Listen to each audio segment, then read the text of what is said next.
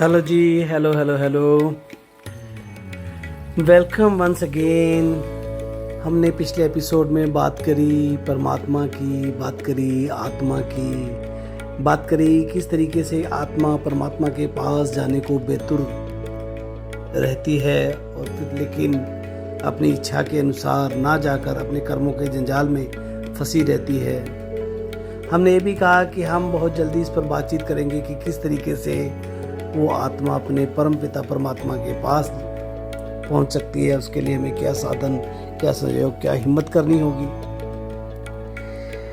आज सबसे पहले मैं आपसे एक ये जो रोज हम एक एपिसोड पर बात कर रहे हैं या इस पे समझने की कोशिश कर रहे हैं, ऐसा होने से ऐसा होता है, वैसा होने से वैसा होता है, हम कुछ देर के लिए इसको भूलते हैं और हम इस सांसारिक वस्तुओं, सांसारिक जीवन में आते हैं। संसार इस गति से आगे बढ़ रहा है। वो कौन सी गति है? वो हमारे दिमाग की गति है। दिमाग ने क्या किया? दिमाग ने डिस्कवरी करी, जिसको वो इन्वेंशन कहता है, और डिस्कवरी कर उसने अपने आप को साइंस का नाम दे दिया। Science is a proving technology.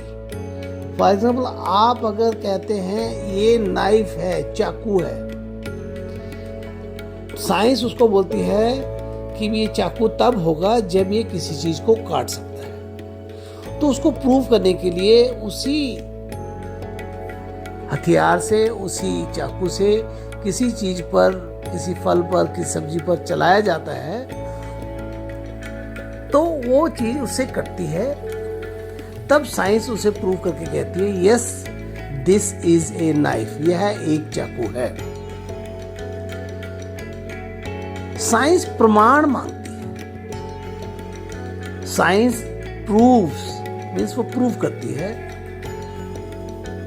कि ये है, ये हो सकता है, इसे ऐसा होना चाहिए था, इसके ऐसे होने से ऐसा होता है।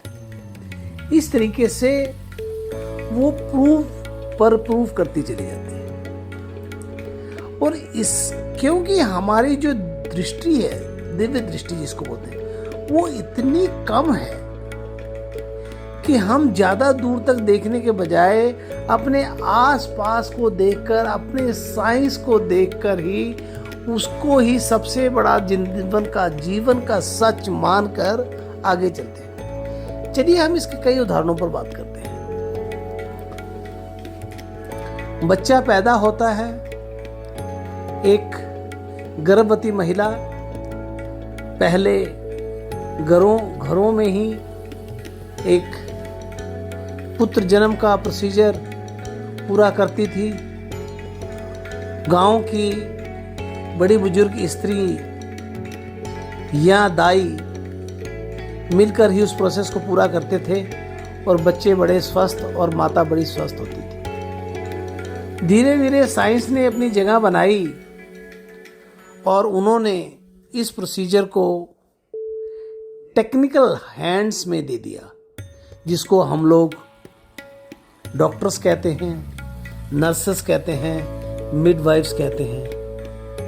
जो काम पहले बिना किसी साइंस के, परमात्मा के बनाए हुए प्रोसीजर से हो रहा था, उसको हमारी साइंस ने अपने हाथों में लेकर ये प्रूव कर दिया कि what is the procedure of delivery, बच्चा कैसे पैदा होता है। उन्होंने यहाँ तक रिसर्च कर डाली कि अगर भगवान की मर्जी से नहीं हो रहा है या उसकी मर्जी की वेट करने की जरूरत नहीं है, तब वो उसे काट पीट कर, जिसको सिजेरियन डिलीवरी कहते हैं, बच्चे को परमात्मा की प्रोसीजर्स को ना फॉलो करते हुए साइंस के प्रोसीजर को फॉलो कर पैदा कर देते हैं। मैं इसको धर्मशास्त्रों के साथ जोड़ता हूं। चलिए, कुछ धर्मशास्त्र बच्चे या शिशु के जन्म के समय की बहुत ही महत्वपूर्ण बात करते हैं। अगर ऐसा है तो उसका नेचुरल जन्म तो हुआ ही नहीं। उसका नेचुरल जन्म तो आज शाम को 4:30 में था, लेकिन डॉक्टरों ने उसकी पेन को समझते हुए या अपनी साइंस टेक्नोलॉजी को सामने लगाते हुए उसे दोपहर के 12 बजे ही डिलीवर कर दिया और जन्म तिथि पे समय भी लिखा गया दोपहर के 12 बजे। लेकिन उसका नेचुरल प्रोसेस तो 4:30 था संध्या में, शाम में, जो कि सायंकाल में शुरू होना था, जिससे उसके पूरे सितारों और ग्रहों का पता लगना था। लेकिन साइंस ने उसको ओवरकम कर दिया, ये प्रूव करने के लिए कि we can get delivery in our hands and we can deliver the baby with our science technology. देखिए, मैं इस पे ज़्यादा गहराई पे नहीं जाऊंगा, लेकिन मैं ये ज़रूर कहूँगा, आई डोंट नो, मैं नहीं जानता कि जो डॉक्टरों ने टाइम दिया है उसके वक्त का, क्या वही उसका सही वक्त है जन्म का? क्या उसके आधार पर उसकी जीवन रेखा रखी गई है या रखनी थी? या आपने सुना होगा कि ये प्री डिलीवर हो गया क्योंकि उसको, विमेन को, लेडीज को ये प्रॉब्लम आ रही थी, उसका शुगर बढ़ रहा था, उसकी बैकबोन पर असर पड़ रहा था, she was getting unnecessary too fat. इस तरीके के बहुत सारे सीरियस कॉजेस बताकर डिलीवरी को प्री मैच्योर डिलीवर किया जाता है। चलिए आगे चलते हैं। मैंने पहले भी कहा था कि बच्चा अपने कर्मों के अनुसार ही किसी घर में पैदा होता है। वो पैदा होने से पहले ही उसके एपिसोड ऑफ वन लाइफ का procedure pre written on the basis of their previous karma उनको मिलता है। उनको अपने माँ बाप मिलते हैं। माँ बाप कितने धनाढ्य हैं, कितने रिच हैं, कितने सुख साधनों के मालिक हैं, कितने सुख साधनों के साथ वो जी रहे हैं, वो किस धर्म में जन्म लेता है, वो किस जगह रह रहा है, किस कंट्री में पैदा हुआ है, उसके परिवार के आसपास के लोगों के विचार क्या हैं, उनके संस्कार कैसे हैं। इन सब को ध्यान में रखते ही हमारे प्रीवियस कर्म के अनुसार हमारी आत्मा उस शरीर में जन्म लेती है। लेकिन हमारी साइंस इस बात को गलत सिद्ध कर देती है। और साइंस क्या करती है? साइंस उसे अपने ही लेवल पर लेके आती है। माँ बाप के बच्चों के दिमाग में ये बात डाली जाती है कि आपका बच्चा होनहार है, आप इसे इंग्लिश मीडियम में पढ़ाइए, आप इसको अच्छे स्कूल में ले जाइए। और इस तरीके से वो, मैं समझाने के लिए ही ये शब्द यूज कर रहा हूं, उसे गवर्नमेंट्स या गांव के स्कूलों में ना पढ़ाकर उसे शहरों के इंग्लिश मीडियम स्कूल्स या अच्छे महंगे स्कूलों में पढ़ाया जाता है, ताकि बच्चा पढ़ लिखकर अच्छी नौकरियां, अच्छा कारोबार, अच्छी पोस्ट, अच्छे पॉलिटिक्स, अच्छा ऑफिसर, इस तरीके की पदवियां प्राप्त कर सके। ये science, when I use the word science means a progressive world which denies that everything is going through the God, परमात्मा के थ्रू हो रही है, उसको डिनाई करता हुआ अपनी मेहनत का, वो झंडा अपनी मेहनत का लगाता है। मैं उनके बारे में बात कर रहा हूं। अब आपको एग्जांपल देता हूं। आपने अपना बच्चे को इंग्लिश स्कूल में भेजा, रोज सुबह गाड़ी लेने आती है, वो कमीज के साथ टाई पहनता है, अच्छे जूते पहनता है, किताबें लेकर जाती हैं माँ बाप उनके साथ, उस बस तक पहुँचाती हैं। स्कूल में अच्छा खाना मिलता है, करिकुलम एक्टिविटीज़ होती हैं, फिजिकल एंड अदर एक्टिविटीज़ होती हैं, बच्चे को पढ़ना लिखना उठना बैठना सिखाया जाता है। इस तरीके से तरह तरह की एक्टिविटीज से शोभित किया जाता है। इतना कुछ पढ़ करने के बावजूद भी बच्चा 80-90% मार्क्स भी लेता है, लेकिन फिर भी वो कभी कभी जीवन में, कभी कभी नहीं, मोस्ट ऑफ द टाइम्स वो सक्सेस नहीं हो पाता ऑन द वे जैसा कि भी माँ बाप या साइंस, प्रोग्रेसिव साइंस उसे चाहती है। फिर क्या होता है? फिर 3 लोग डिप्रेशन में चले जाते हैं। एक, स्वयं वो बच्चा, दूसरा वो माँ बाप जिन्होंने अपनी मेहनत की कमाई मेहनत कर करके उस बच्चे को स्कूल में डाला और डालने के बाद उसे कॉलेज में ले गए और फिर यूनिवर्सिटियों में पढ़ाया। और तीसरा कौन? तीसरा उसका विश्वास।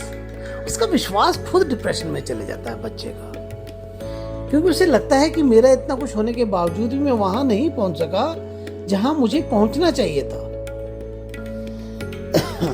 लेकिन मैं, माय डियर, मैं आप लोगों को ये रिमाइंड कराना चाहता हूं और याद कराना चाहता हूं, ये सब आपके कर्मों पर निर्धारित है। Episode of the first of the life, episode number 1 of your life is 100% depend upon your previous karmas of your life। आपके जन्म से लेकर आपके एपिसोड 2 में एंटर होने तक आप 100% अपने प्रीवियस लाइफ के कर्मास पर डिपेंड करते हैं। चलिए मैं आपको एक और सिली एग्जांपल देता हूं। वो सिली इसलिए है कि इससे हमें सिर्फ हंसी आएगी, प्रैक्टिकली ये ऐसा नहीं है। कक्षा में, हर कक्षा में आजकल 30 से 35 बच्चे पढ़ते हैं, चाहे वो प्राइवेट स्कूल हो, चाहे वो गांव का स्कूल हो या कोई भी स्कूल हो। 5वीं का बच्चा पढ़कर 1 साल के बाद 6ठी में चले जाता है, 6ठी का 7वीं में। लेकिन जो टीचर उस 5वीं कक्षा में बच्चों को पढ़ा रहा होता है,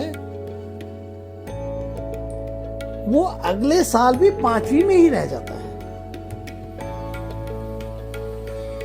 इतनी मेहनत करने के बाद टीचर इतनी मेहनत करता है, लेकिन फिर भी वो अपने रिजल्ट में फेल हो जाता है और वो 5वीं कक्षा में ही रह जाता है। और उसके साथ के साथी 30 बच्चे वो पढ़कर अगली कक्षा में चले जाते हैं।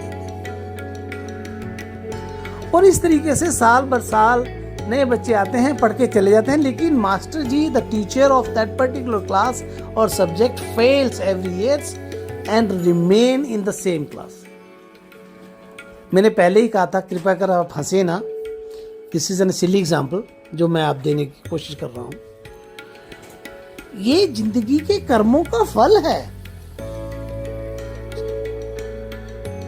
यही वो कर्म है जो कि हम लोगों ने प्रीवियस लाइफ में किए हैं, जिसके कारण हमें एपिसोड ऑफ 2 ऑफ लाइफ में एक ही कार्य को बार बार, आपने देखा होगा कभी कभी कोई छोटा बच्चा या बच्ची गलती करती है तो टीचर या माता पिता उसे कहते हैं, चलो कान पकड़ो और उठक बैठक लगाओ। तो बच्चा उस उठक बैठक लगानी शुरू कर देता है। कितनी उठक बैठक लगाता है, दैट डिपेंड टीचर पर या माता पिता पर कि उन्हें उन पर कितना क्रोध है या उन्हें लगता है कि इन्होंने कितनी गलती करी है। इसी तरीके से वो मास्टर जी, वो टीचर लगातार उस क्लास को बार बार पढ़ा रहा है, बार बार उसी कक्षा में है, उठक बैठक कर रहा है। कितनी है? जितनी की उस परमपिता परमात्मा या उस कर्मों के कारण उसकी उस गलती की भरपाई ना हो जाए। चलिए मैं आपको और एक एग्जांपल देता हूं। मैं पहले ही कह रहा हूं, आप इस पर हंसिए, मुस्कुराइए नहीं, इस पर ध्यान दीजिए, इसे समझिए। जेल में कैदी को 5 साल की या 6 साल की सजा होती है। कैदी अपनी 4-5 साल की सजा खत्म कर फिर दोबारा आके संसारिक जीवन में अपने जीवन की बची हुई जीवन शैली की जीवन को व्यतीत करने लगता है। लेकिन वो जेलर या जेल में काम करने वाले लोग तो फिर भी जेल में हैं।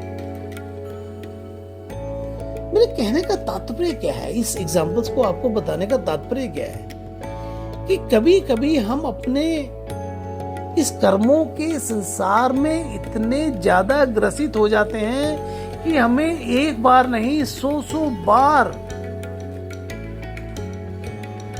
उस कार्य को दोबारा करना पड़ता है, उसका पश्चाताप करना पड़ता है, उसे माफी मांगनी पड़ती है, उसका सिमरन करना पड़ता है, उसका नाम करना पड़ता है, जब तक कि हमारी वो सजा जो 50 साल की हमें मिली है कि उसको आप इस जेल में ही रहेंगे और उन कैदियों के साथ ही रहेंगे, पूरी ना हो जाए। तो आई ट्राइंग टू एक्सप्लेन, मैं कहना क्या चाहता हूं, हमारे सबसे ज्यादा मुश्किल, सबसे ज्यादा डिफिकल्ट कर्म जब हमसे हो जाते हैं, चाहे वो हमने जाने अनजाने में किए हैं, कभी कभी उन्हें ठीक करने में हमें कई बार, कई साल, कई जीवन, कई युग लग जाते हैं। तो मेरे मित्रों, मेरी तो आपको एक ही सलाह है, जिन कर्मों को आप जानते हैं कि आपसे गलत हुए हैं उन पर आप लग जाइए।